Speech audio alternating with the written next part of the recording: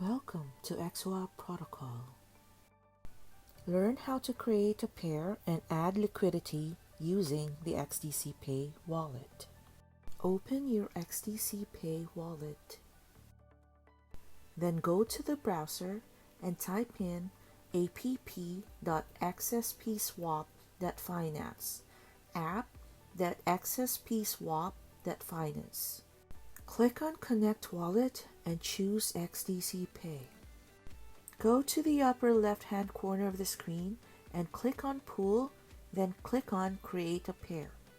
Select the pair that you want to add liquidity. In this tutorial, I'm adding liquidity for XDC and XSP. We now have XDC, so click on Select a Token and click on XSP. In one of the pairs, add the amount of liquidity that you want, and the other pair quantity would auto-populate.